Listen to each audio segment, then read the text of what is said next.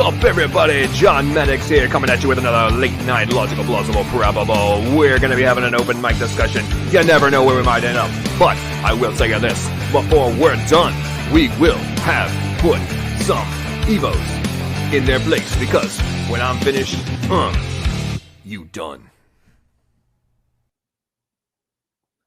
What's up, everybody? Welcome to a impromptu logical plausible probable. It's kind of impromptu and doing it right now because I have some time. I was actually supposed to have done this review like a week ago. I'm feeling pretty bad about this. So we're going to get this knocked out, at least part one knocked out today, and then hopefully do a little short open mic discussion after we get done. And then I got to roll out of here about 2 o'clock my time. So we'll see if we can get this going. So for those of you who've been paying attention to my channel, you know that I posted on my comment or my community, did a community post recently telling people to go watch the Ken Ammi lecture on metaphysical apologetics, and specifically in regards to atheistic evolution and how it is such a fundamental part of their worldview in spite of their denial.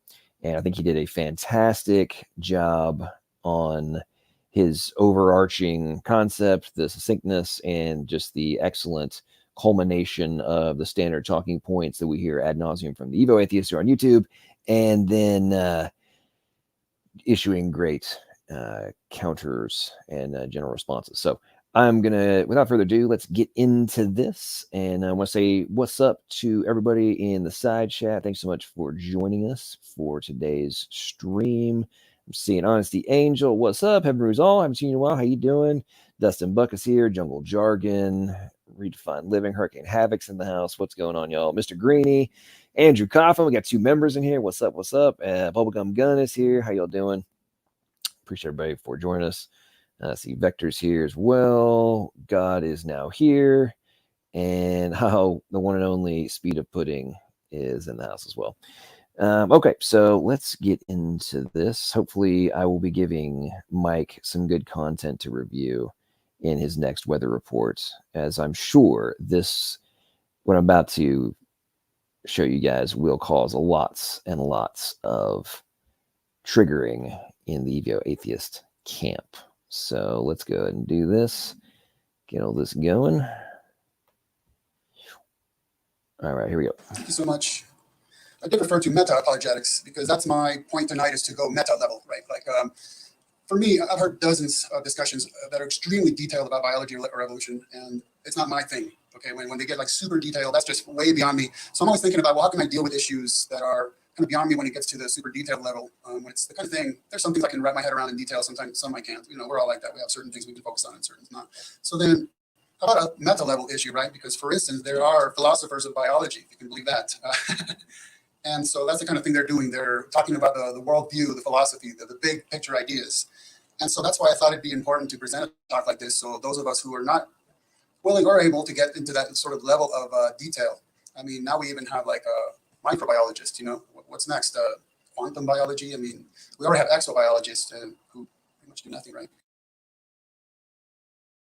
Well, he makes an interesting point there about quantum biology, which I find very interesting because I have had interactions with folks who claim to know about biological systems, even supposed quote unquote experts. And when you bring up things like quantum biology, quantum enzymes, different processes that are happening on the quantum level, quantum coherence, et cetera, in relation to something like photosynthesis, they don't know what the heck you're talking about, or completely deny that it's even something that must be accounted for. And irony of ironies, that's an entirely new discipline that's been around for, I think, a little over a decade at this point. It's really starting to expand dramatically. There's books written on the subject. There's papers out the wazoo coming out on it, and in a variety of applications of how quantum mechanics is applicable to biological systems. And basically, one of the many things that means is we don't know nearly as much as we think we know. However, the intricacies, the complexity, and the purposeful arrangement of parts that is necessary for the systems to work is it's blowing the mind, shall we say. And anybody who wants to deny that having to be accounted for is living in a fantasy land of denial, which, I may have a few acronyms for that, which we'll get to here shortly. Because anyhow, so now, does anyone recognize the phrase changes to allele frequencies? Changes to allele frequencies. Okay, a couple hundred of you do. Okay. I'm bringing that up because nowadays, if you ask somebody, well, what do you mean when you say evolution? They're most likely to say, I'm referring to changes in allele frequencies. Okay, so that's kind of like to get us up to date, because really all this stuff about was Darwin right, was Darwin wrong, that's virtually irrelevant anymore. Yes, Darwin's skeleton still does prop up the theory of evolution, but we've had neo-Darwinism, we've had evo-devo, we had all these competing theories to kind of try to fix the mess he made, is the way that I would put it.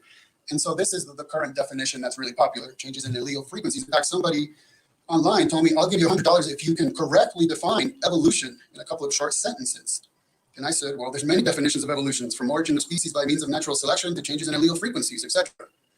And by the way, no, I didn't even get 75 shekels out of that deal. Now, when we think about the title of Darwin's primary book, it's On the Origin of Species by Means of Natural Selection or the Preservation of Favored Races in the Struggle for Life. And the key thing is that he was talking about the origin of species from already pre-existing species, right? They're already there. And now he's talking about, well, how do we get new ones? So that's why evolutionists like to deny that they have to deal with issues like abiogenesis, or what some would call chemical evolution. Because they're saying we're kind of starting halfway. We're starting with life already here, species already here, and just how do we get new ones, right? It's a very interesting point he's making there. And I think for those of you who are watching the after show for the Planner Walk Kent after show and my interaction with him, he kept trying to skip, you're just talking about abiogenesis. You're not talking about evolution. But the irony of ironies was he was trying to circumvent the chemical evolution portion, and then the arguments that all you need is self-replicating molecules for natural selection to kick in. So they keep making those assertions, but then denying they have to account for the origin, and then saying, well, that's not actually part of evolution, even though it actually is. But the online YouTube atheists and Clubhouse and other places, Discord, they all just want to dismiss all this stuff, or just claim, oh, it's already accounted for, I don't have to even concern myself with it because it's already solved, even though it's not. It's kind of crazy. What's up? A Gangster Ghost in the house. And let's see, I think I saw Pigs Can Fly. What's going on, man? How you doing? Hope work's going well. Hope you guys had a great drive. So those of you who don't know, quick interjection. A couple days ago, or actually it was past Sunday actually, Matt and his whole family were driving through Nashville on their way to North Carolina, and I get to meet in person. We had some awesome IHOP, got to meet his beautiful kids and lovely wife, had a good conversation, we had a good time, and then they were able to head on off the rest of the way to North Carolina. But it was great to meet them. So that's the second person I've met on YouTube. I've gotten to meet in real time, and the other one's actually in the house. Jungle Jargon. I'm Jungle. I gotta say this again. Many thanks, Jungle, because the computer I am still using is one that he gave me on his way out to Missouri. He swung down, took a little bit out of his drive to Missouri from New Jersey, and actually gave me a computer, which was very generous of him. And thanks again for that, Jungle.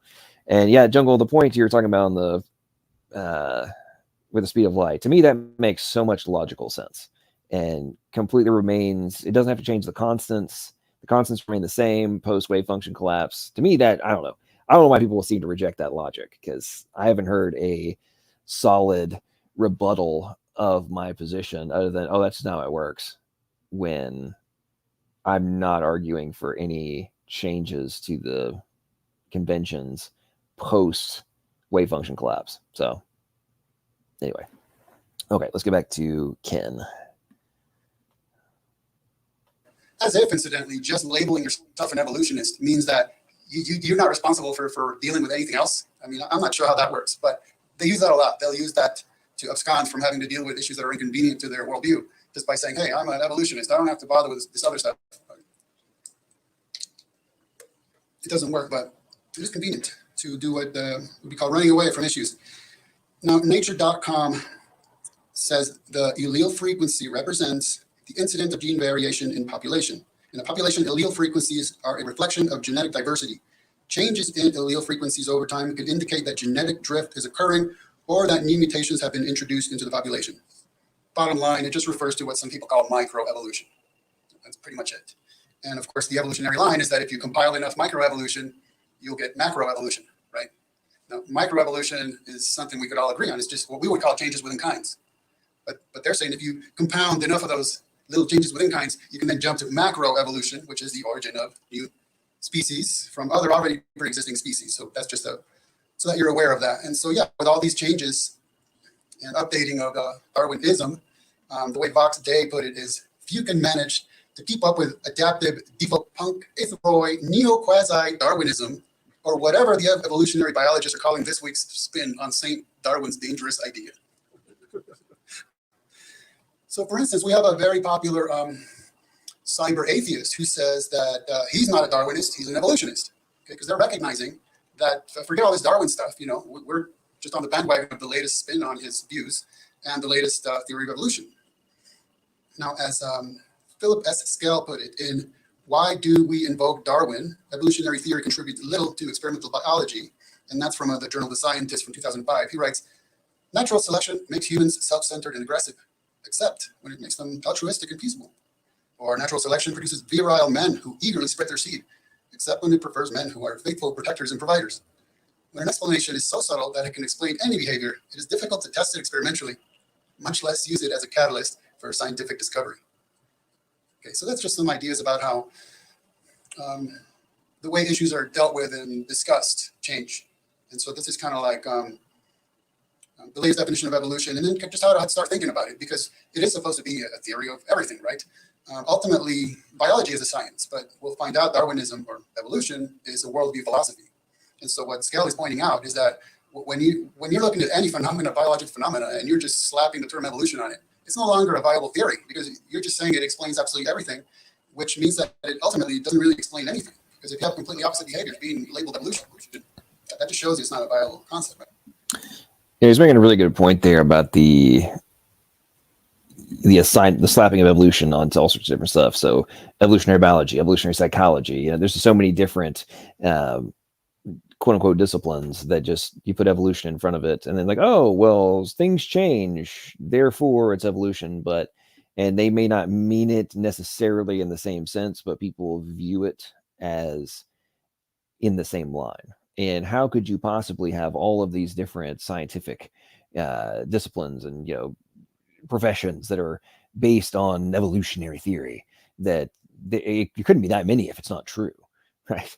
And the irony of ironies is that so many things, like let's use evolutionary psychology for example, the knowledge we have gained and the shifts and changes based on external factors all necessitate the actions of intelligent agents, and they're not random. Like there's direct reasons caused by intelligent agents, and people just want to ignore that, like not actually get into the underlying principles and find out like, oh well, that's extremely logic oriented, there's all of these calculated cognitive necessities in order for this next step to occur. Oh wait, but in terms of how the capacities arrived in order to have those cognitive capacities, no, you don't need it. Oh no, we've proven evolution, folks. Look at all the things we do with evolutionary theory. It's like, get out of town, man. And same thing with we have an evolutionary algorithm that can do. It's like, yeah, dude. So intelligent agents came up with logic, and then if we ran it through, and yes, there can be adaptation and potentially streamlining and optimization of a pre-existing function that was created by an intelligent agent. But we're not seeing the brand new things just pop into existence, not the root function. It's amazing how they want to do this. And then they're like, oh, well, no, I'm just talking about, you're talking about abiogenesis. Planar walk to the same thing. You're just talking about abiogenesis. No. You are still claiming that from a preceding function, a new one popped into existence through optimization of the preceding one, which is we're observing in real time is not what actually happens. And both in things that humans are trying to do, as well as from a biological perspective, we are not seeing that. But anyway, we're going to rant. Let's get back to Ken. Right. So online once I posted an article that was titled "Ancient Spiders Locked in Amber Died Looking After Their Offspring." I posted this on our Facebook page, by the way. And so my comment was, to quote the article first, 98.8 million years, and then I wrote worth of evidence of lack of evolution. Because, I mean, how do they know it's a spider? Well, because it's a spider and it looks like a spider. It was a spider back then, it's a spider today. So that's evidence of lack of evolution. And somebody was kind enough to reply to me, this has already been explained to you. If a species doesn't need to evolve, then it won't. There must be a selection pressure which causes it to evolve. Okay. So I replied, do you troll the World Wide Web demanding adherence to other theories? We'll get back to that in a second. So I told him, I wrote 98.8 million years worth of evidence of lack of evolution. You agree with me. If a species doesn't need to evolve, then it won't. You agreed with me. We've been through this. That theory predicts X and also the exact opposite of X, right? So I was just applying what Skell was talking about. So that we have evidence that spider is the same back then as it was today, but that's also evolution. Even though it didn't evolve, the theory still says, hey, we got that covered basically, right? We got all the bases covered. Now, in my mind, as far as the meta level stuff, Gottfried Wilhelm Leibniz, who lived 1646 to 1716, is said to have asked the premier philosophical question when he stated, the first question that should rightly be asked is, why is there something rather than nothing? Okay, something what? Anything. Why does anything at all exist instead of nothing at all existing? Why? And that is the premier question. And I've come to find out your answer. And you know what's so interesting about that point he's making is, obviously this applies to the Kalam, it applies to, every cosmological argument in existence, the fine-tuning problems, I mean, all these things, right? And it's amazing to me how, even though that question has been being asked since whenever the day he just said, long time, hundreds of years, and probably way before that in reality, the fact that modern Evo atheists claim we can just dismiss that, or I don't need to know, or we'll find out how in some time in the future, we'll figure out how something came from nothing, or, in Krauss style, well, when I say nothing, I don't actually mean nothing. Yeah. And it's like, or on the flip side, you have it doesn't necessarily have to be nothing. There could be additional, outside universe, but it still doesn't mean that there wasn't something that was necessitated in order to cause this universe to come to be in the manner in which it is, and then factor in all of the additional components which are indicative of intelligent agency. And, oh, well, we can circumvent that because of, if we have basically infinite multiverses, then everything can be accounted for in our universe being completely by chance rather than the actions of an intelligent agent. Even though in the micro universes that we create inside of, gaming platforms, things of that nature, we would never argue that those could ever exist, even though we're external to it, that it could come into existence without the intelligent agent. It's very fascinating how this just gets completely ignored in the macro view. Answer to that question is like a line of dominoes. Once you give an answer, it's just going to kick the whole line down. And all of your views will be based on your answer to that one question. So for instance, if you say, well, there's something rather nothing just because of an accident, right? Nothing caused nothing to explode for no reason and made everything without meaning, right? From nothing, by nothing, to nothing, for nothing, right? Everything else is based on that. You won't get away from that premise if that's the view you take. Or if you say in the beginning God created the heavens and the earth, then likewise, everything else will follow, just absolutely everything. And that's why it's called a worldview. It's your view of the world. And in this case, it begins with something as simple as, well, why does something this instead of nothing? And that can form the core of your worldview. And then that core will inform you as to how to think about everything else, just absolutely everything. Even stuff we might find out about tomorrow. Hey, we just discovered another habitable planet. Well, how you think about that is based on your core. It's all going to be based on that, right? So then just by talking about this, I'm already appealing to logic, even if I haven't realized it or haven't said it or haven't really even thought about it. And so in logic, we have a law such as the law of identity that would tell you that A is A. What is A? Anything. This marker is a marker, right? A is A. A is not non-A, right? This marker is not a non-marker. It is what it is. It's the identity. So A is A. A is not non-A. Like a tree is a tree. And if a tree was not a tree, then a tree would no longer be. And now I'm sounding like Dr. Seuss.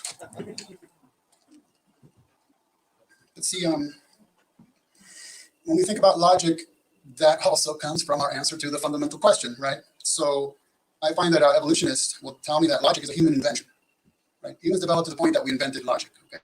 Now, in my mind, it's really, there's two things to think about. And generally, there'll be two things to think about with almost any issue, which is epistemology and ontology. Okay. So like ontology would be the thing in and of itself, whatever it is, the thing in and of itself, the absolute thing on its own, right? Like logic would be, we'll see in a minute. We're going to play a video one in just a second. Okay. Well, epistemology would be how we humans talk about the thing and we think about the thing and we try to figure out the thing. And so that those are two different things, but they're very important to keep in mind that we're talking about two distinct things, the thing in and of itself, and then how we think and talk about the thing. So let's play the video clip one. This is me in a discussion with Tom Jump, who goes online as T Jump, by the way, an atheist evolutionist. So logic is a description of reality. Logic is a result of evolution, which caused us to have these things. So now I have, in my worldview, I now have logic, which allows me to justify things. So my worldview is I know, but I mean, we both know when we say the word logic, we're really referring to two things. We're referring to naturally occurring phenomena, and then we're referring to our description of that phenomena. Right. So if we say laws of logic, we're referring to the phenomena in and of itself, and we also mean our description that we can put in pithy catchphrases like the law of non-contradiction. That's a law of logic. Yeah, but it's describing what? Well, it's describing reality. Okay. We're going to get back to this because you see that we both, okay, we're talking about reality. Okay. He an atheist. I gotta just say that T Jump's faces always crack me up when he is either attempting to like dismiss a point that's being made or is not grasping a point that's being made. It's really funny, and I think there might have been a combination of that in that little clip that Ken just played, because it was like the first one was I'm just gonna dismiss this, and it's like, wait a minute, am I understanding what he's saying here? And obviously, I think he does because he's heard those arguments. Very similar things about, the laws of nature and all that kind of stuff. Like, I don't know. I think the desperation to avoid the reality of Platonic concepts and abstracts being separate from the strictly material is so devastating to the Evo-atheist worldview that they are, in a level of sheer desperation to avoid conceding even a fraction of their existence to be anything other than material. And I don't know, the aspect of what governs everything. Well, and the ultimate irony for me on that is that they're searching desperately for a law of everything, the universal law of everything. And searching for this 100 years now, and it's like, so you're looking for the thing that controls everything, but ultimately, if there is a creator, then the creator would be the law of everything, ultimately. So you're actually desperately searching for what is God in terms of the arbiter of what is reality, while simultaneously claiming that that can't possibly exist, but you're searching for it. It's pretty funny. Evolutionist, me a believer, creationist, we agree that reality exists. I mean, you can't have a hard time disagreeing with that unless you're like deep into the new age. That's a whole other issue. But we're both appealing to reality, but keep in mind that his answer to the primary question and mine are different. So his view of reality and mine are going to be different. Ultimately, at the level of epistemology, we're going to get back to that. So I wanted to read a quote from C.S. Lewis. Okay, yeah, we would have issues with his view on evolution, but I think he hit the nail on the head when he wrote about something that he variously called life force philosophy, or creative evolution, or even emergent evolution. And this is from Mere Christianity, chapter 4, What Lies Behind the Law, where he says, one reason why many people find creative evolution so attractive is that it gives one much of the emotional comfort of believing in God, and none of the less pleasant consequences. When you're feeling fit and the sun is shining, and you do not want to believe that the whole universe is a mere mechanical dance of atoms, it's nice to be able to think of this great mysterious force rolling on through the centuries and carrying you on its crest. If, on the other hand, you want to do something rather shabby, the life force, being only a blind force with no morals and no mind, will never interfere with you like that troublesome God we learned about when we were children. The life force is a sort of tame God. You can switch it on when you want, but it will not bother you. All the thrills of religion and none of the cost. Is the life force the greatest achievement of wishful thinking the world has yet seen? Now, my college level biology textbook by Neil Campbell and Jane Reese, in the glossary, it defines evolution just as any and all changes that have occurred to organisms. Okay, if I ask you who believes in that evolution, we'd all raise our hands. So that's just part of how we need to think about and how we need to define terms and ask people to define their terms. Because if someone has that definition in mind and they ask you if you believe in evolution and you say no, they're going to be like, okay, you're just out there, way too far out there. So if you say, well, but that's not exactly the definition of evolution that is used in discussions about evolution, or how it has been used historically, and how the historical use of the word has changed, right? So that's why in the intro, atheistic evolution was mentioned. So I want to distinguish. That's what I'm talking about tonight. And yes, in my many discussions online, I've referred to atheistic evolution, and I've been called the dumb for doing so. They didn't really use the word dumb, and so I would say, well, have you heard of theistic evolution? Yeah. Well, then there's atheistic evolution. Like, how is that even something to argue about? It's the view of evolution where it just happenism, right? Time did it, chance did it, matter did it, it did it all by itself, nothing did it. Well, however you want to look at it, that's a whole different ballgame from our friends, the theistic evolutionists, or even deists, right? Deism would say that God, created the universe and then just kind of walked away and let it run itself. So that, yeah, evolution happens in the universe. It's virtually atheistic because God isn't involved at all, just kind of did the initial design and just let it run itself. So that's somewhat akin to theistic evolution. And I remember, by the way, when Lee Strobel came into town, someone took him to eat at Cracker Barrel. And he said there was a woman sitting outside, and as he was walking up, she said, "What is deism?" And he was like, "Well, I've just been reading all about it." And he starts telling her it's an idea that came about in the late 1800s, and this is the motivation for it. And it's that God created it and stepped away, and he's going on and on and on. And his friend tapped him and said, Lee, she didn't say what is deism. She said, "What is deist?" I just wish I could have seen her face, What is deist? And this guy starts rambling on about these, Yeah. So theistic evolution, deism, and then intelligent design, all of those are kind of pretty much in the same category. Okay, yeah, there's some distinctions here and there, but pretty much in the same category. And so when you're talking about theistic evolution, of course, who is the theos? Well, it could really be anybody. Who is the deos? Could be anybody. And like with intelligent design, same thing, right? So there's Jewish intelligent design proponents, such as David Berlinski. There's Christian intelligent design proponents, such as Michael Behe. There's agnostic intelligent design proponents, such as David Berlinski. And there's atheist intelligent design proponents, such as Francis Crick, who proposed directed panspermia, right? That life ended up on Earth from being brought from elsewhere in the universe. And so that's why I'm talking specifically about atheistic evolution, is to not, within this talk, get into the issues of those who would say that God had something to do with it. We're talking about no God involvement.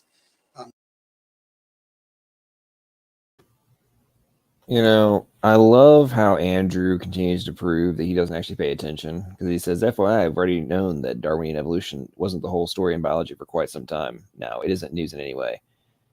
So Ken actually addressed that already, number one. Number two, while what you said may be true in reality, there is a plethora of individuals on YouTube who don't seem to grasp that very much and are still clinging to a lot of the old school stuff.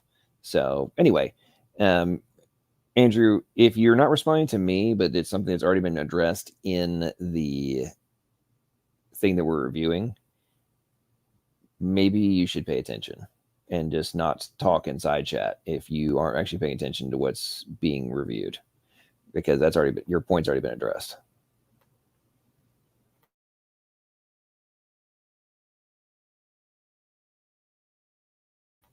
And Lori Hayes, hey, are you ready to lose some brain cells listening to these people? Well, we all know that Lori Hayes doesn't have enough IQ points to grasp the vast majority of the concepts being put forth. So I'm pretty sure that you've already lost more brain cells than are required to actually comprehend these points. But, whatever. Whatsoever, right? So now a word about neo-Darwinism, which is really just a modernized version of Darwin's theory, but that was incorporated with genetics, because genetics weren't a part of Darwin's original theory. There was really no such thing back then. So that was kind of added to it. But I did want to point out that there's a certain local intelligent design proponent who works at a certain nationally relevant lab, and I remember he had said something. So I emailed him and I said, you noted that you use neo-Darwinism in your work at the lab. Are you referring to algorithms? And he replied, in my work, we use mutation and natural selection to improve the performance of enzymes. I also use that approach to adapt organisms to break down waste. It is a very weak mechanism, but it can help for some things. I can improve already existing functions. Okay, I wonder if you caught certain qualifying terms in there. Okay. So note that if it was strictly neo-Darwinism, it's just stuff that's happening all its own, right? Blind, random, unguided, uninterfered with, without a plan, without a goal in mind, right? None of that. So let me read that again. In my work, we use mutations and natural selection to improve the performance of enzymes. I also use that approach to adapt almost every word of the qualifying term, organisms to break down waste. There's a very weak mechanism, but it can help for some things. It can improve already existing functions. So then I asked them, so when you say mutation, do you mean that you do things to cause mutations and then select which organisms have the most resultant mutations that are beneficial for the purposes of improving the performance of enzymes? Yes. I hope you can appreciate that, because anthropologists, that was the whole discussion, and they're like, wow, I learned so much from that. So basically, he is the selecting. First of all,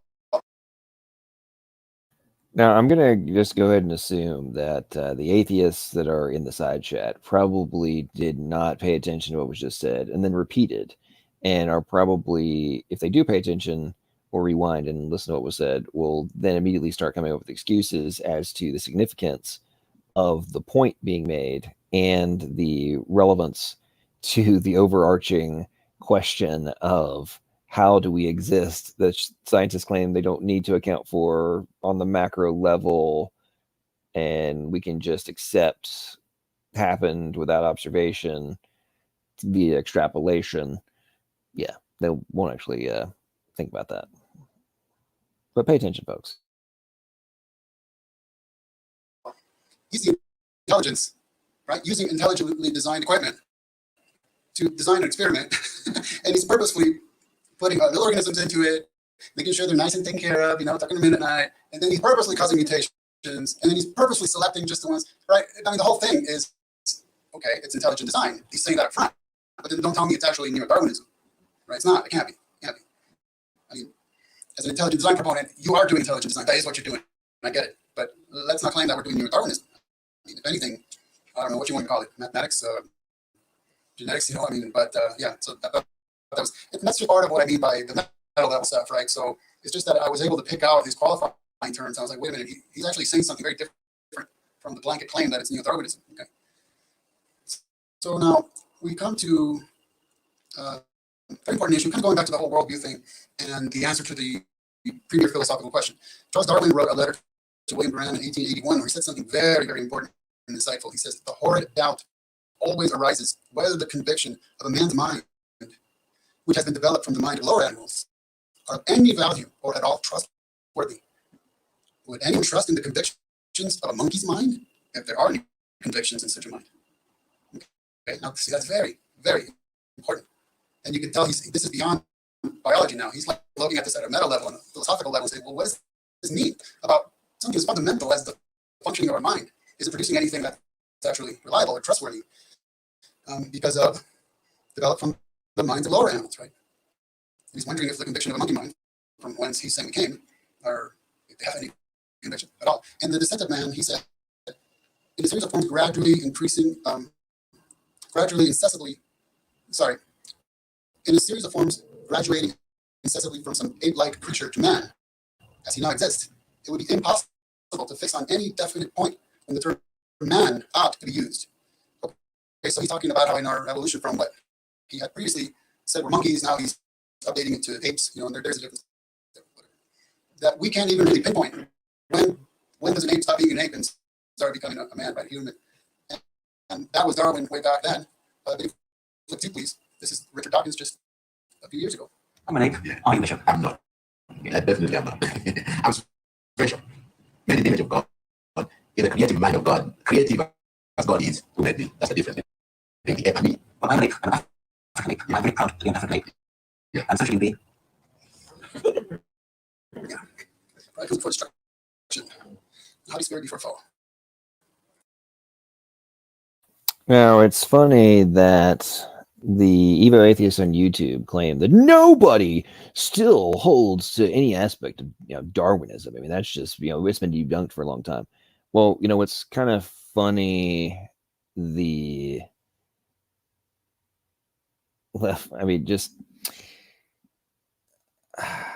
pretty sure it's still claimed that we well, A, were apes, and B, our common ancestor was. So you do have to somehow derive the differentiation between, like, where does Homo come into play from the evolutionary perspective? I mean, that's the point that's being made here. And if you don't get that, then I think you may still be a mental child and are not mature enough to actually grasp the significance of the points being made. But nothing's really changed, right? According to Richard Dawkins, he himself is an ape, like right now. And so are we all, of course. Okay, so that's a very important claim to keep in mind, that they're claiming that through blind random processes, we, however you want to put it, evolved from apes or still apes, or however the individual atheist evolutionist wants to put it. But I mean, this is like now. And so the question, when we think back to what Darwin said, is, well, what is truth? Right? And I mean, that's something Pontius Pilate asked him. Apparently, he didn't know that one he was speaking to said, I am the truth. So, what's all this stuff about truth? That's something that we're going to get to here. And so, part of my point.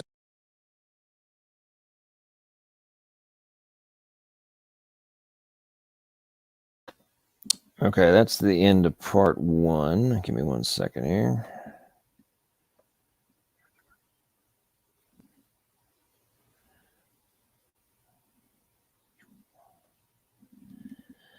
Okay, this is part 2. There we go. Night was, well, what do atheist evolutionists want? That's something just for now to think about. What is it that they want, right? We all had discussions with them. What do they want from us? What do they want? And the second here, we're going to play clip 3. I would imagine the annals of lectures about creation and evolution, and there's probably not many lecturers to show a video clip from a Charles Bronson movie. But I'm going to show this one because it appealed to me how they discuss issues of truth. So let's play this. Long hair. Why are you whites in my country?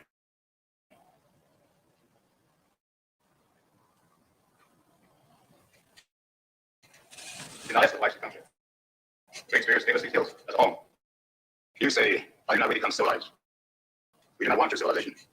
It's spoken. Red truth. Tell me then white truth. Long hair. In the first place, the Great Spirit did not give you these hills. You took his land by force. From the Cheyenne to the Shawnee, the Arapaho, you took lands of Tomahawk. Now the white man makes war on you. What's the difference?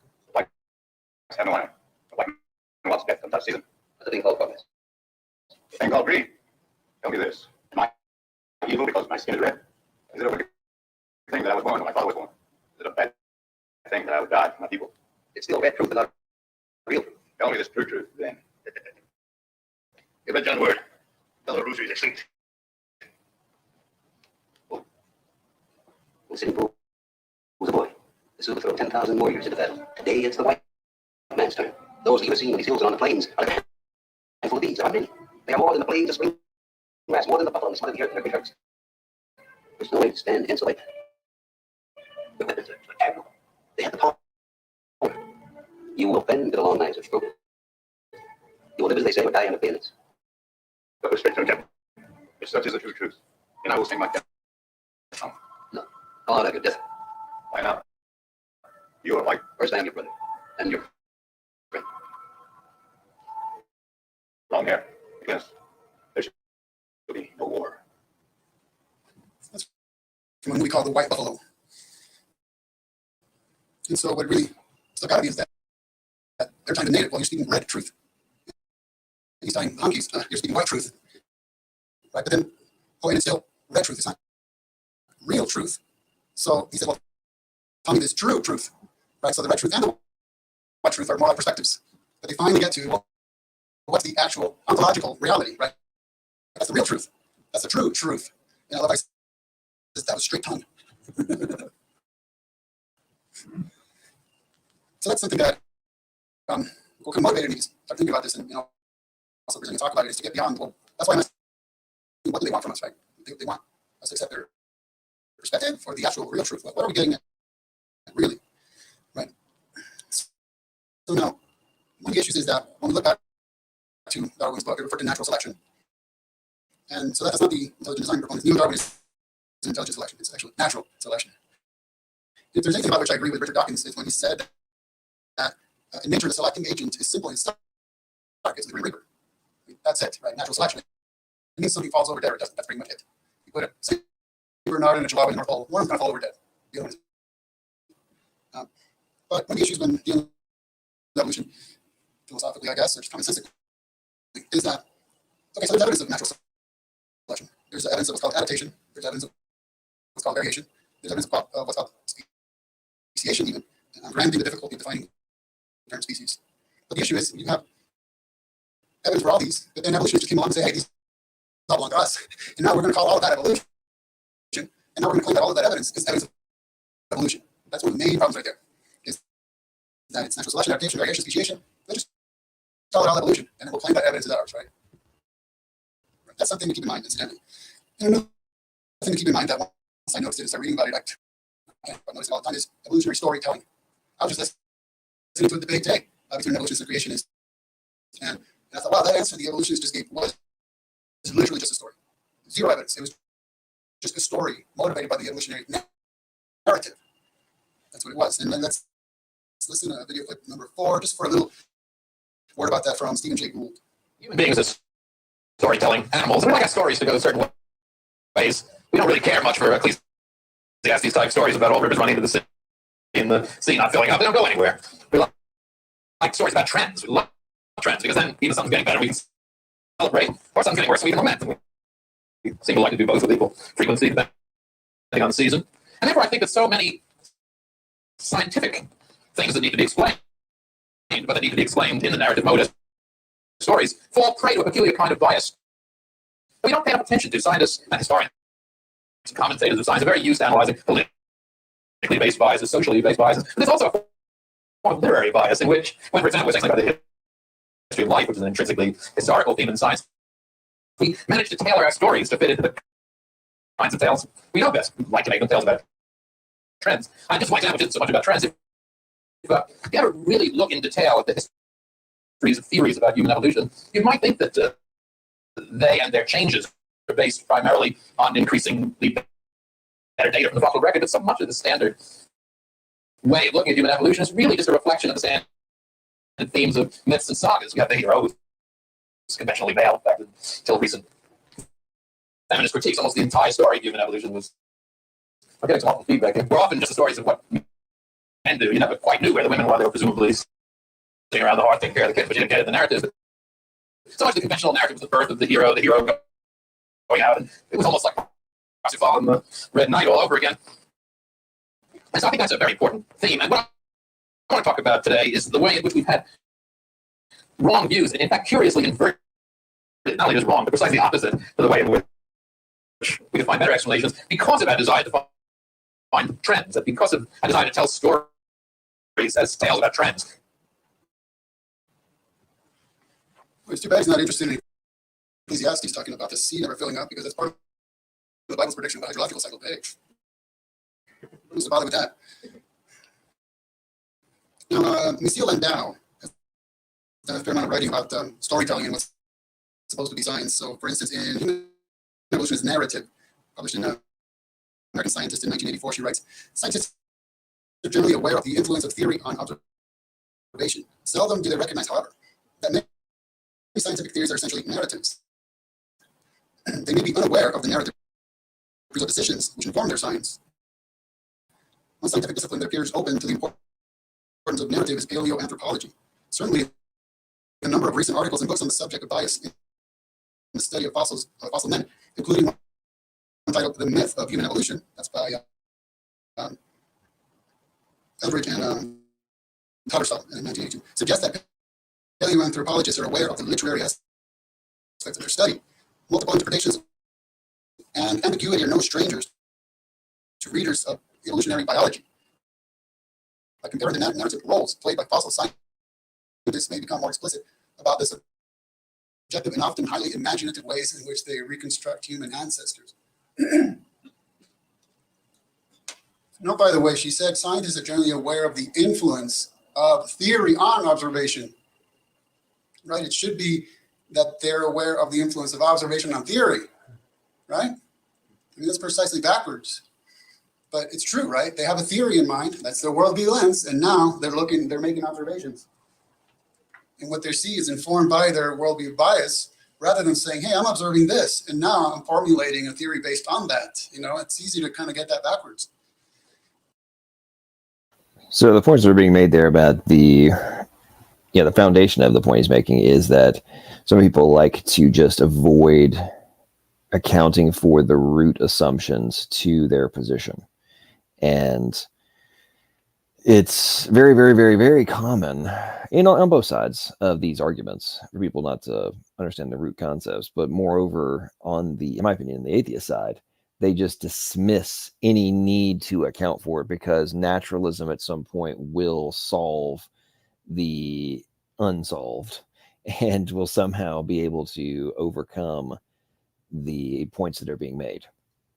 And the irony is that they claim to be, rational empiricists, but are actually grasping to tremendous amounts of faith in order to defend their worldview, even though very often they admit they don't understand the points that are being made to counter their worldview and stab gigantic daggers in the heart of their worldview. It's an ongoing point. And Redefine Living makes a good point. He says, but John, evil atheists don't have presuppositions. Well, absolutely. It is ongoing. But, and you know what? I think Andrew's going to get timed out again because he's really just annoying the crap out of me. He makes these same stupid points over and over again. And, Andrew, you're banned until you go learn basic. I was going to keep putting any time out until you go learn the basics of communication theory, because until you understand it, you're a waste of time. Let's get back to Ken. She also was quoting from The Baron and the Trees, a presentation to a conference on variability in human evolution in 1983, where she noted that paleoanthropologic literature is, quote, thick with interpretations, not about what the fossils look like, but also about what they mean, right? So that's a whole different ballgame, and we need to kind of train ourselves to distinguish, like I did with the statement from the intelligent design proponent, is like, well, wait a minute. When are you describing what you're seeing when you look at a fossil and what you found and where you found it and all that versus what it means, right? Roger Lewin in Bones of Contention was quoting from Human Evolution, The View from Saturn in the Search for Extraterrestrial Life, Recent Developments, 1985. And he wrote, metaphors cast powerful spells not only in everyday life, but also in science. When Stern and Sussman say, quote, A. Afarensis had traveled well down the road towards full-time bipedality, not only do they speak in metaphor, they also tell a story. Okay, so now, as far as storytelling, video clip 5 will show us what happens when Richard Dawkins is trying to tell a story and the story fails him, and we'll see what happens. So there isn't a process as we're going on in the cell saying, look, be patient. No. It's going to be a feather, believe me. Yes. It doesn't happen like that. There's got to be a series of advantages all the way in the feather. If you can't think of one, then that's your problem, not natural selection's problem. Natural selection, well, I suppose that is a sort of matter of faith on my part, since the theory is so coherent and so powerful. That's like one of the core features of his atheistic evolution. And we see he turns out to be a man of faith, right? It's like, oops, I got nothing here. Well, it's faith, I got faith. So now, meta-apologetics, like I said, talking about the big picture and the answer to the premier philosophical question. When we think about Genesis 1:1 stating, in the beginning, God created the heavens and the earth. Well, there we have that in the beginning, that's time. God created the heavens, that's space, and the earth, that's matter. How is it that 3.5 millennia ago, some ignorant goat herder, as atheists tell us, or the guys who wrote the Bible, how did they know the most up-to-date cosmology? How did they know that the most up-to-date cosmology tells us our universe is a time-space-matter continuum? How did they know that? Incidentally, I'm going to throw this one in for free. So I think when it says the heavens and the earth just refers to matter. Just God created matter. And guess what? It was formless and void. And then he formed some of that matter into the planet that we call the earth. So that's just my take on what that's all about. no gap, no nothing like that.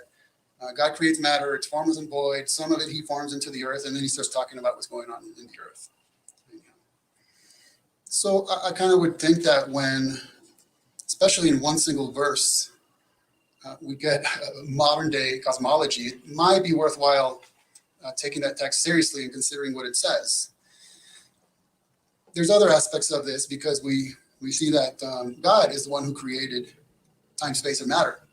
So then he must be beyond or outside or without a need to exist in that time, space, matter. So he would be timeless or eternal, spaceless, or without being subject to a particular locality or omnipresent, and immaterial or spirit. I mean, there you have a basic theology and a basic cosmology in one single verse. And there's so much more there, like, well, God created the heavens and the earth. So he's viably bringing forth a plan that he has. So there's intelligence involved. There's potency. He's omnipotent. He's able to create these things. I mean, there's so much you could dive into in one single verse, not to mention that as Genesis 1 continues, then you have predictions of some of the laws of thermodynamics, such as conservation, right? God's creating, and then stops. God rests from his work. He stops creating. So then within that system, assuming it's closed, yeah, energy changes, but there's no more being added to it. It's conserved, right? It might, matter might change into energy. The energy may become unusable, but there's no more coming in. That's a prediction right there, another one. So now, what we have in Genesis also is that the evening and the morning, it's the first day in the evening and the morning, it's the second day in the evening and the morning. And then you have organisms reproducing after their own kind, right? So you have this system of cause and effect, right? Like linear time, chronological time, one moment followed by the other, right? Linear time, I always say, boy, I tell you, it's just one thing after another. Linear time. And that's important. So I'm getting entertainment from the side chat right now of Andrew comes back out of timeout. First thing, Hurricane Havoc, I haven't seen you address them. Would you like to converse sometime about ERVs? Andrew, I think we've all seen you converse about ERVs. I mean, how many times have you and SFT conversed about ERVs? You know, I think at some point this can just be, you know, we can agree to disagree on the points or just keep watching for the new information. And, you know, either you can just keep clinging to your position and people can rebut your position and cling to their position that the answer that you put forth is not the correct one. And it relies on a tremendous amount of assumptions all the way to the root level and a formal rejection of any and all design and engineering principles that would directly explain, maybe not 100%, but a huge portion of the logic for their locations. But since you refuse to go and understand those principles, it seems that you're never actually going to be able to regurgitate any point other than ones that are told to you by people like Dr. Danny Boy and their ongoing, clinging to it being, the only conclusion is that it's proof of evolution. For us in terms of building a worldview, because really the scientific method, okay, not just science in general, not just observation in general, not even just experimentation in general, but the rigors of the scientific method were based on biblical theology as the mother of the philosophies, because the view was that a rational God created a rational creation and populated it with rational beings who could therefore rationally discern it. And that's why we can do science. And that's not only why we can, it's why we should and why we ought. And that is going to become very important as we get close to wrapping this up. That's a huge difference between can and should or ought, or the is ought distinction, as a lot of people call it. There's a difference between is and ought. We're going to get back to that in a second. And so from that, we learned that God created his creation in a certain way so that it's discoverable, so that things make sense, so that one thing follows from another. And that's why scientists all over the planet can say to each other, hey, I conducted this experiment this way. Can you reproduce it? And if they can, it's because things in creation are the way that God created them. If not, then there's probably just something wrong. And that's often how scientists correct each other. Wait a minute, there's something wrong at this step or whatever. But that's, You know, the intelligibility problem for the atheist worldview never ceases to amaze me. And the fact that so many of them want to dismiss it or not even address it, I think is very indicative to a lot of the points that Ken was making in his discussion. And he gets into much more detail here in a few minutes, is the, if it appears that things are intelligible and there's all these laws that govern things and make them intelligible, and the principles of engineering, communication, logic, all of these things are necessary for all these things to exist, you, as I mentioned earlier, you ultimately have to come to the conclusion that either A, there is a mind behind all of these things, or somehow chaos became extreme order, and all of the precise rules that are necessary somehow came to be by themselves with no preceding cause, and then ultimately culminated in what we contemplate as reality and ultimate existence. And as I always say, I just ask you, is it remotely coherent, even in a imaginative position? Even if you want to make this purely theoretical, can you create a universe in your own mind like ours without these rules? And if you can't create it without rules, then you have to conclude or come up with a explanation for how the rules exist. And if you don't have an explanation for how the rules exist other than, oh, they just do, and there is no necessity and necessary cause for them, well, I think you're avoiding the obvious, without either through refusal to think deeply or blind faith that somehow it will be answered and you don't need to worry about it, while simultaneously claiming that anybody who believes in God is blinded by faith and cognitive dissonance due to their brainwashing in religion, which is just so ironic. that's the reason they can reproduce experiments if the experiments are well done. It's because you don't have different laws of physics across the planet, right? God created order. So this gives us the premise, the ability to then do science and do logic and do philosophy, right? The philosophy of science. And not just can, but that we must, right? And that's a distinguishing feature of our worldview, is not just that we can do these things, but that we're called to know the truth. Truth exists. It exists on purpose. And we're called to know the truth. And truth ultimately ended up personifying. Well, on the other hand, we see that what evolutionists do is they also turn evolution into a worldview. That does become their worldview. Because then, by definition, everything that exists, including humans who they view as apes or related to apes, well, they just evolved. I mean, we're the result of a long series of happy accidents, ultimately. We weren't designed, we weren't planned, we're not the end result of a goal. We just happen to exist, our brains happen to exist, our thoughts happen to exist, logic happens to exist. And so that's why I had asked the evolutionists, do you troll the World Wide Web demanding adherence to other theories? Because my experience has been, no one else in any other field has, I demand that you believe in this theory because it's true, or whatever, however they want to put it. It's like, well, because it's a worldview to them.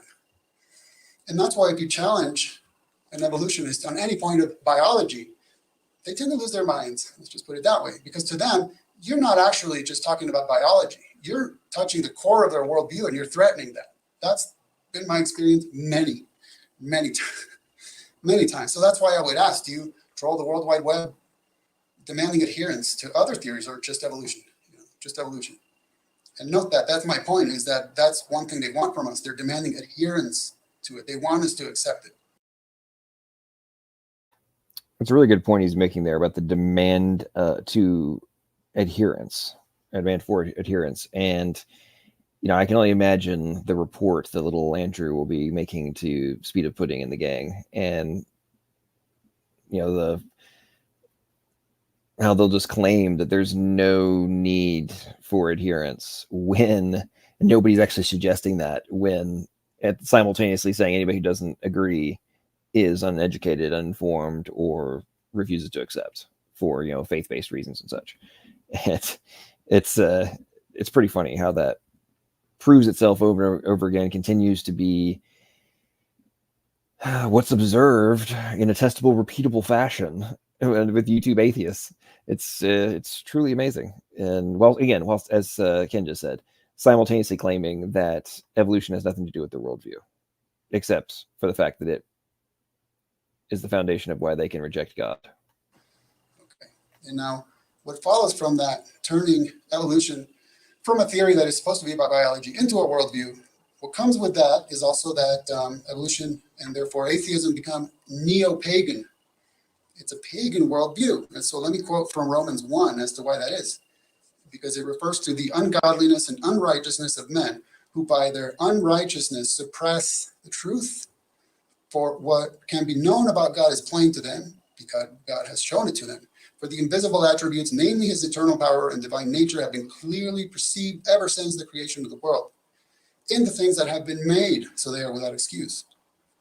Okay. For although they knew God, they did not honor him as God or give thanks to him, but they became futile in their thinking, and their foolish hearts were darkened. Claiming to be wise, they became fools, and here it is, exchanged the glory of the immortal God for images resembling mortal men and birds and animals and creeping things. They exchanged the truth about God for a lie and worshiped and served the creature rather than the creator, who is blessed forever. Amen. Right? So if nature gave birth to us, then we should worship nature, right? If we come from other animals, that's why you have these fantastical exhibits at museums where it's almost like a cathedral, right? And you're coming to visit the relics, as it were. So that's why I'm saying it's pagan. It's neo-pagan. Is because it is a form of nature worship by definition, if you're looking to nature as your creator. And so let's get back to my buddy Tom Jump and the discussion that we had about logic. So what he had said is logic is a description of reality. Logic is a result of evolution, which caused us to have these things. Now I have my worldview. Now I have logic, which I can always justify things. Okay. Now, when he says that, here's what I'm hearing. Okay. This is what I'm hearing. Logic is a description of accidentally existing reality. Logic is a result of accidental, blind, random, chance, etc., evolution, which accidentally caused us to have these things. So now I have my worldview as per accidental cognitive abilities, not necessarily meant to ascertain empirical truth. I now have accidental logic, which I subjectively can, not ought, nor should, nor must, always justify things, even though there's no universal imperative to justify anything on atheistic evolution. Let me take a break there because that was kind of heavy. So if your view of the universe, and therefore all it contains, right, is that it just happened. It's accidental. Okay? By accident, I just mean exactly that. It just happened. It wasn't planned, it wasn't designed, it wasn't created, it wasn't meant to be, it's not the end result of a goal, of a plan. It just happened, it's accidental. Okay? So here we have Ken creating the dichotomy. You have either it was designed purposely or it was not. That's where you're at. You have one of the two. No ifs, ands, buts. Same thing with whether or not you agree with the presuppositionalists or not. You have the God world and the not God world. You have the created world and the not created world. You have the accidental world and you have the non-accidental world. Like, there is no way around this. This is the choices you have. Like, well, I don't know which one it is. That doesn't mean that ultimately it isn't one of the two. Either God exists or God does not exist. Either the creator exists or the creator does not exist. Either it is purposely created or is not purposely created. And as in the scriptures that Ken was just reading out there, in the end, man will worship the creature rather than the creator, will become blind, will reject the creator and the evidence for God and his divine nature, and will want to pivot and worship something else, which ironically is what humanity thinks we came from. We're willing to basically bow and scrape in defense and, acquisition to the evolutionary theory and to Darwinism. And for all the hyper literal Evo atheists in the chat, when I say Darwinism, I don't mean necessarily the original version. I'm talking about the expanded versions of it. But that scripture is extremely prophetic, because I think we are witnessing it in real time, gaining more and more traction in the modern era as humans get dumber and dumber, which is ironic. Like, we're getting dumber while claiming that we can reject the obvious, but then the people who accept the obvious are actually the ones who are getting dumber when the critical thinking skills of the Evo atheists continue to get just astonishingly bad. But anyway, okay, let's get back. Almost done. Sidebar, folks. I got it pinned inside chat. We got like 3 more minutes of this, and then I'm going to stop here. There's 2 more parts. I'm going to stop here. We're going to do a short after show, and then I got to bounce out about 2 o'clock. So if you want to join and have a little quick discussion, link is pinned inside chat. You'll click on that, and then, like I said, we got like 3 minutes left in this part of Ken's lecture.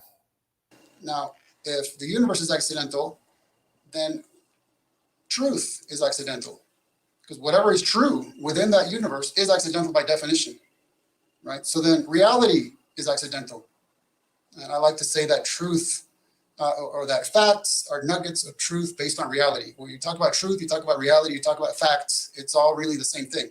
It's a description of what's just out there in the universe. And if it's accidental, then truth is accidental, reality is accidental, facts are accidental. You're just talking about the brute fact of what is out there. And if what is out there is accidental, all that follows, right? Like the line of dominoes. So that's why I'm saying logic is a description of accidentally existing reality, right? So then logic is accidental on that view. It has to be, right? Because ontologically, logic is just whatever's going on in the universe. And by definition, it's accidental. So then when we humans accidentally develop to the point where we have brains sufficient so that we can actually start talking about it, epistemology, we can start discerning that reality, that logic, then we're just describing accidents. Okay, A is not non-A. That's a good law of logic, but it's just accidental. That's I'm going to say that 1,000,000 times. And really, on this view, we're applying random, accidental, biochemical neural reactions going on within our haphazardly evolved brains to have what we call thoughts that are the result of predetermined reactions based on the accidental laws of physics, by the way, to then conclude things about logic and the universe. I mean, the whole thing is just based on one accident after the other. But fine, let's go with it. Okay, so it's all accidents. But we're here, we're humans, we have brains, we can think, and we can observe reality. It doesn't matter that it's all accidental. We can do that. Okay. So let's go back to Tom, because he also said it's describing logic. It's describing reality. So reality exists. Logic describes reality. Our brains exist. They are in reality, and they describe reality with logic. So now we have logic. Now we have fallacies. We can now use those as justification. Okay, so now here's what I hear him saying. It's describing accidental reality, so reality exists accidentally. Accidental logic describes accidental reality. Our accidental brains accidentally exist. They are in reality accidentally, and they accidentally describe accidental reality with accidental logic. So now we accidentally have logic. We now have fallacies as brute facts, sure, but without a universal imperative to condemn them. I'll get back to that in a sec. We subjectively can now use those as justification. Yet again, there's no universal imperative for providing justification on such a worldview. Okay.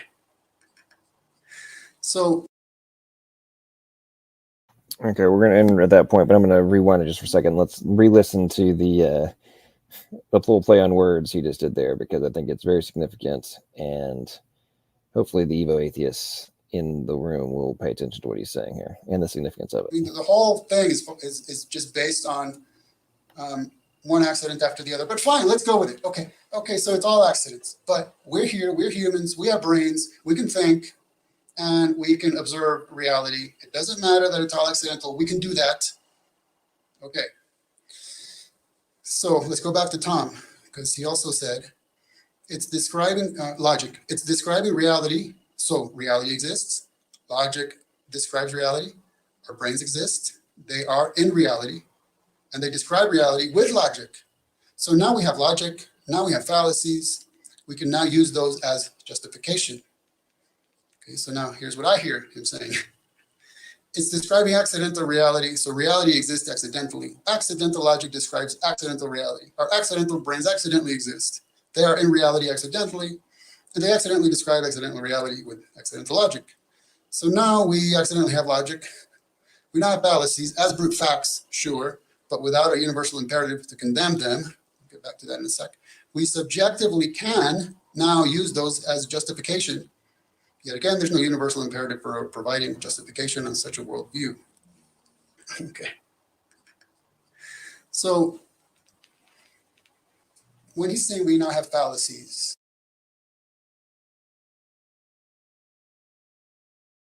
All right, so we're going to wrap up there for today. There's two more chunks to go in that lecture, but I thought it was... we'll cut off there, because so we'll do about 30 minutes of after show for anybody who wants to join. We've got a couple folks here, and just kind of discuss what we've been listening to, and maybe we'll go to other topics. But if you want to join, link is pinned in side chats. And without further ado, we've got Ghostman Jungle Jargon. Join us. Ghostman, you were first. What's up, man? How you doing? Oh, hi. Have you ever heard of this guy named King Crocodile? I've heard the name. I don't, off the top of my head, I'm not remembering what he's done, but I remember the name. He says the code you talk about is not same as regular information code. I don't know. He said that before. I seen it on his show. What do you think? He doesn't know what he's talking about. It's well established in peer-reviewed literature. I've done ridiculous amounts of presentations on this, discussed it ad nauseum. The atheists who continue to claim it's not actually code, they don't understand code theory. They don't understand what information is. They don't understand what actual code is. They try to cling to things like the surface level dictionary definition from a higher level language perspective, and they don't grasp what machine code is, and how the information, which is a reduction of uncertainty, is just the statistical portion of it, not the semantic and pragmatic components. They don't know that there are ongoing expansions of information theory, and that you don't have to start and stop at the very first paper on the subject from 1948. Because Claude Shannon himself, who wrote the original paper that they claim removes the necessity to expand on, beyond all this stuff, he developed the Shannon-Weaver model of communication systems and expanded upon this whole deal of what's necessary to be accounted for and what is information. So the idiots like this guy you're referring to, and many other Evo atheists out there who continue to cling to this, or just refuse to go and actually learn for themselves and regurgitate talking points, they're a waste of time, because they're not actually addressing the fundamental root concepts that have to be accounted for. Yeah, even Richard Dawkins says it's a code. Yes, Dawkins has even done. He did a video with John Perry, stated casually and stated clearly. It's his channels. Dawkins did an interview with John Perry, both of who are atheists. Perry and Dawkins are atheists, and they did a 2-hour stream, which I reviewed on my channel, about why atheists on YouTube need to stop claiming the genetic code is not a code. And just two atheists went into a whole exposition about why you are an idiot if you keep claiming the genetic code is not code in the literal sense. And yet it continues to be regurgitated over and over again. I think you show evidence to godless engineer. He still denies it. Well, godless engineer is a moron. I mean, he doesn't actually. I really think he's an idiot. I mean, an actual idiot, because he continues to do videos, regurgitate talking points that aren't even agreed upon by other atheists. Like, he's a mythicist. He doesn't even think that Jesus actually existed.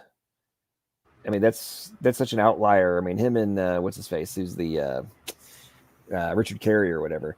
Like, there's a few. The mythicists are a outlier fraction of the atheists, and I mean, okay, if you're a reject of the rejects, then you got a problem. I'm sorry. Jungle, welcome to the stream, man. How you doing? What's on your mind, brother? Yeah, hello. I just want to stop in and say hi, everybody. You know, and yeah, the atheists really have nothing. Evolutionists have nothing. Andrew Cumming keeps talking about ERVs, but that's nothing, because that's information that comes from the genetic, uh, information. So, I mean, they don't have anything. I mean, you can't even explain the existence of matter without a supernatural cause. But they just don't get it, and they hand wave everything. Oh, it was evolution did it. What's evolution? It's scientific. No, it's not. No part of it is scientific. It's just total nonsense. And these people keep falling for it. Like they have to or something. Like somebody's making them. But anyway. Well, you're making a good point, and I was outside of Nashville the other day, and I was driving through some farmer fields, and I came to this intersection, and there were 3 different tractors parked in this field, like right at the intersection, right? And each one of them had a different built-in component for some kind of farm function, right? And what really struck me as I was looking at these tractors is, you could probably argue that 80 to 90% of each one of those tractors was the same, right? The motor, the frame, the wheels, the cabin, the steering wheel, the ignition, the exhaust, the diesel tank. I mean, the whole 9, right? But then these hyper specific components on the front end, and then other ones on the back end, right, were highly detailed, very deep, like machinery, right? And then it just amazes me how on the Evo side, they want to just claim that, oh, well, from the evolutionary concept, that sort of thing, the physical output, right, could be potentially modified from an existing one, right? And theoretically, okay, not as detailed as these are, but let's say you're going super rough and you're wanting like a slight modification. Okay, fine. You might be able to, if you are a machinist and have the other tools you would need to be able to cut these parts off and whatnot, okay, maybe you could do that. But from the manufacturing perspective, and what you also have to account for in biological systems, you ultimately are talking about the formation, not of the end machine. You're talking, because you don't have the formation of that machine until you have the information that's necessary to form the machine. And in this context, the proteins here, right? But Exactly. from a manufacturing perspective, you still would have to have the design and the schematics for, even if 90%, 95% of the tractor is the same, you still have to have the information of the new part that you're going to add on to it. And that must exist prior to the formation of the part you're adding on. And that's just a fact. That is an unavoidable fact. And the same logic applies. Even if you want to claim it can slowly build over time, you still have to somehow form this information. As unavoidable reality. And it's why I dismiss the clown shows that come on here and make these arguments, dismiss things like the code even existing. But it's like nobody in science is arguing about the code anymore. They're arguing about like how the information came to be. They're addressing what the information is and how comprehensive it is and the multiple layers to it and all these different things. They're like 1,700 layers past what the Evo atheists on YouTube argue over. And it's like, guys, at some point. I know you're desperate to cling to your worldview, and you're afraid that, most of the scientists are just arguing about the science, right? They are categorically refusing to address the teleology and the ontology that are implicated or indicated by the things that they're studying. There's like, oh, well, we're not even going to talk about that part. We're just going to look and see what it does, right? Anyway, enough of my rant on that stuff. It just blows my mind how people just want to dismiss what we're talking about now. Yeah, it's the elephant in the room that nobody, I mean, everybody's pretending not to see. Nobody acknowledges the elephant in the room. And they're going about their business and as if they don't even see it, you know. Well, what's sad about that point, Jungle, is in reality, the ones who are actually doing the real research, not the EVOs, not the EVO biologists and stuff. Oh, well, how did it magically form? The guys are actually going and doing the real research of how things work and function and disease research and such. They're, per their own admission, are applying engineering principles, in this case, reverse engineering principles, to how they figure out how things work. Like, they're hiring engineers, they're hiring computer scientists, they're hiring information scientists, they're hiring all these folks that have to come in to do the analysis in conjunction with the biochemists and everybody else, right? Otherwise, they can't figure out how it works. Like, if you have to have knowledge of all those different disciplines working in conjunction to figure out how those things apply all of those different principles to result in an end function, and then you're going to sit here from the origin perspective and be like, oh, well, none of that applies. It was just done through all these little fancy schmancy words we're going to toss out and claim somehow magically, account for these ultimate formations. And let's mix in a little. Let's add a dash of time into the equation, and presto, that's what happened. It's just it gets me every time. Yeah, there's a lot of physics and quantum mechanics and everything that you have to understand just to figure out biology, and plus the information side of it, the overlapping information, the response to the environment, all that stuff. There's just so much that goes into making a biological organism. And of course, we're not even close. But the point being is that it's probably the highest level of science there is biology. Well, have you been to Dinosaur Adventureland? LPP? No, I have not. Ken Hover, he wouldn't need a guy like you. You're a genius. No, I'm not a genius. I'm smarter than average, but I don't claim to be a genius. I just take time to go, and I'm an extremely curious individual, and go and look at things. And professionally, my background is like in figuring out how things work and can work, and solving problems or providing solutions to new problems, and simultaneously having to learn the different models of a business or an industry or whatever, and apply another set of knowledge from a technology standpoint to their problem and come up with a novel solution. And I am quite certain that background is what has enabled me to be able to quickly grasp biological systems, the fundamentals of biology, chemistry, physics, etc. And I mean, I had earlier knowledge from college and stuff, but at the same time, being able to apply the professional experience into just a different market, right? Is biology. It's way more fascinating, more complicated, more just incredibly intrinsic to my very existence, which is why I find it so fascinating and spend so much time in it. But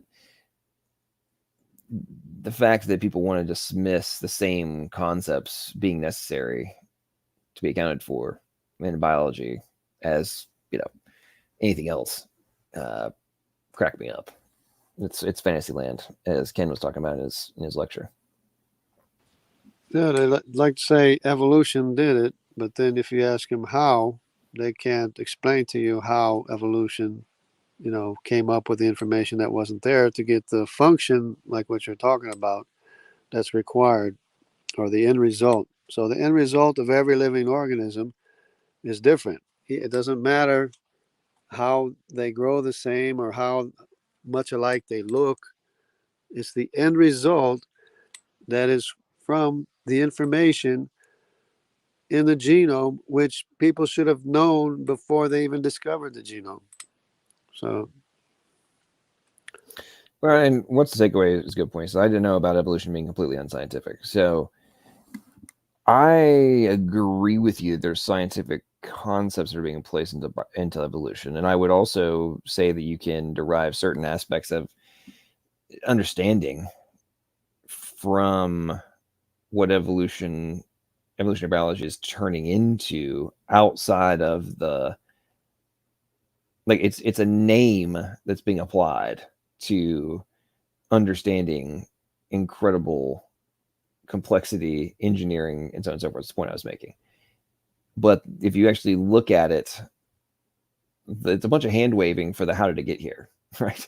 Like, oh, we're analyzing the genetics. Okay, cool. So you're doing an audit of the code, and then claiming the evolution, quote unquote, portion is how did this code magically form itself? That's evolution. The other stuff is, holy crap, look at the similarities in this code, look at this code, look at this, all this kind of stuff. And here's the similarities, the engineering similarities from a coding perspective in all these different systems and, organisms, right? Like, oh, well, there's information transfer going on here. Oh, well, let's just hand wave and say that somehow this one magically formed this one.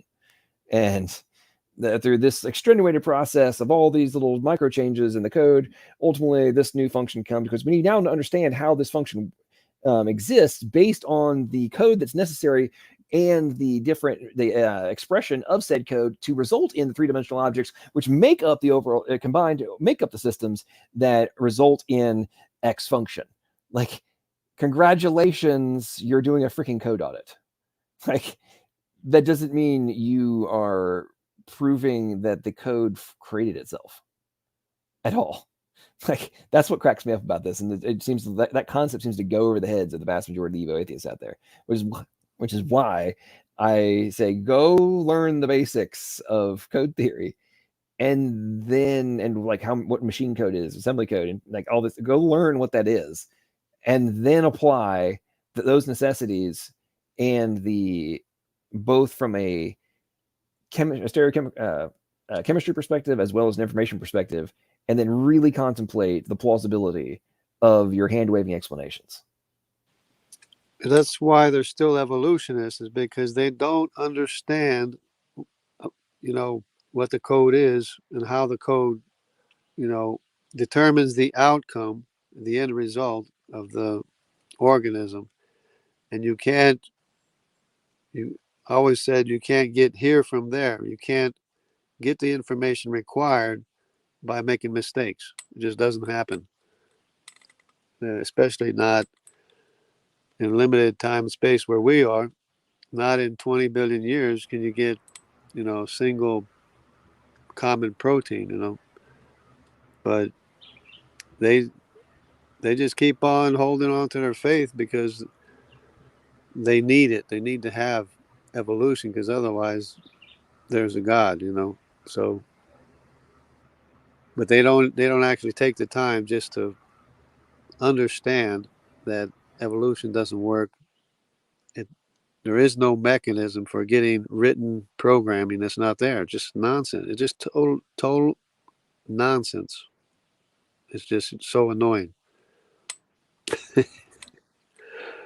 Well, one of the things I find so ironic about this is, because they have observed in real time, not in evolutionary time, but in real time, they've observed to some extent reorganization of genomes, right, or portions of genomes, and from an adaptation perspective, right, they've observed this in real time.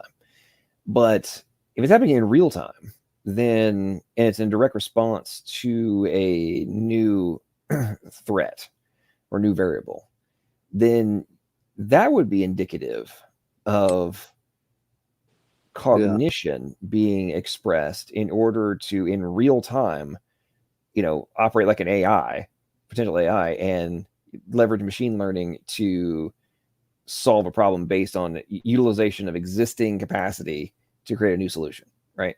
Like that's what we're trying to accomplish with machine learning, right?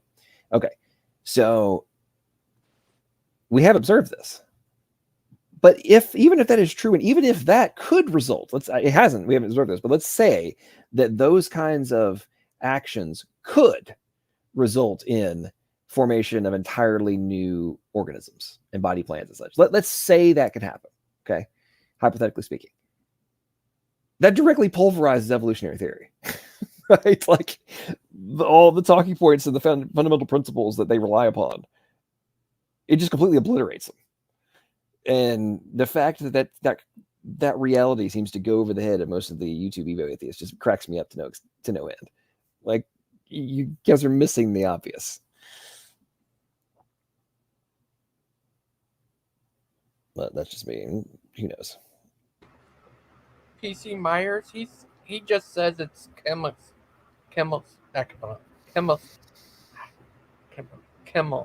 What's it Chemical called? reactions and chemistry, biochemistry. Yeah. Well, PC Myers, I'm just gonna be honest. PC Myers is old, and just like Dawkins, they're clinging to their own. I mean, PC Myers has been trash talking just like Dawkins for decades now.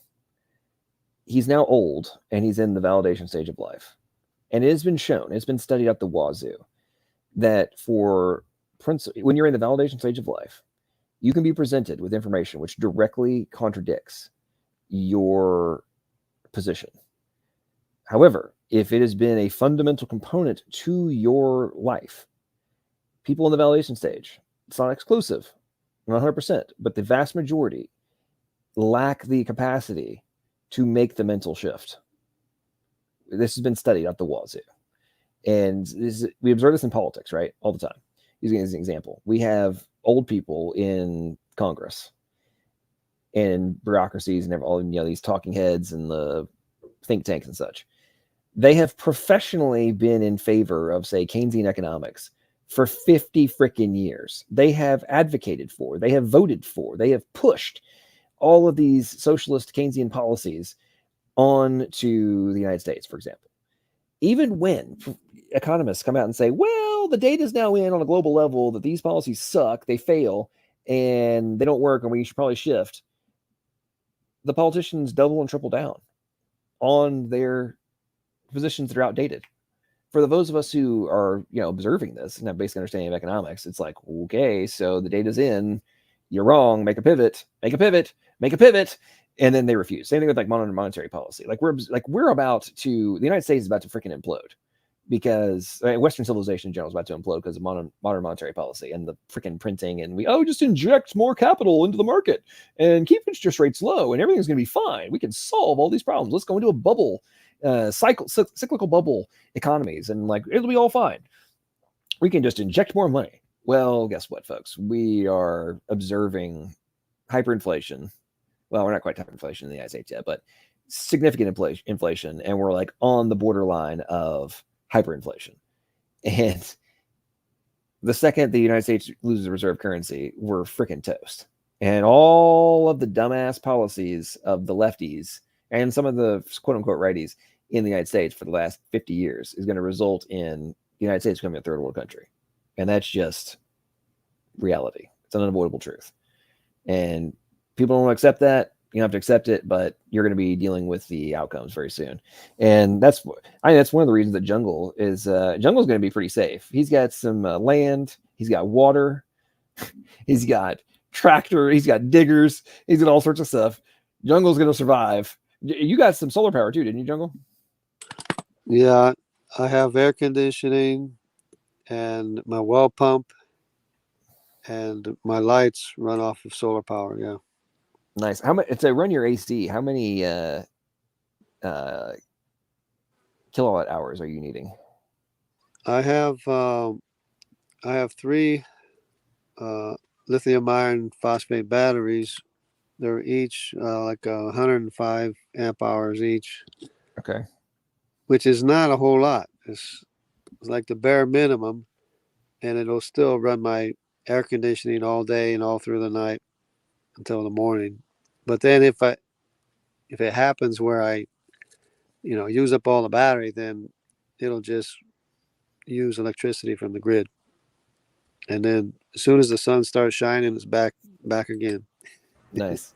Okay, so here's a question. How many? So I've got a 400 watt hour panel. How many? What do you have for your panels? Like, how much do you have there? I think I have 8, about 400-watt panels. Okay, so hang on. So you have 8 400-watt panels, or you have Yeah, 800 watts? I have 8 400-watt panels. Okay, So, gotcha. and Okay, then so plus I got about 800 more from 100-watt panels. okay, so you're being able to charge those batteries up super quick. By noon, it's up to 55 volts. It's a 48-volt system, but when it's up to 55 volts, it's pretty well charged. Okay, that makes sense. Because I don't have any of that fancy stuff yet. The percentage of the battery, what's left, and all that stuff. It's very, very simple. But it still works great. 240-volt system. LPP. Have you ever met Aaron Raw? No, I have not. I know who he is, but no, I've never met him. Yeah. He's he always trying to debunk creationism. Says creation. How could they explain? I forgot what it's called. Something to do with how separate species from each other. Like what's the original kind and stuff. What would you say? No, I mean he's always doing his what is it, the phylogenetic challenge, I think that he does. That's a long conversation. I've only got like 5 minutes left. That's a long one to get into. But there's that whole deal is he relies on some very dogmatic assumptions and assertions in relation to his position, and any daggers to his foundational presuppositions he just completely rejects. And it's like, that doesn't exist. It's pretty funny, actually. But of course, we're also talking about the guy who has been. I've got so much entertainment from his coming out party as a Satanist that it was just so unreasonable for all the theists for accusing him of being a Satanist while he's admitting that he was being a closet Satanist for a long time, and now this is coming out party. But the people who accused him of being a Satanist and being dogmatic and all this kind of stuff, those people were crazy while he's literally admitting that they were correct.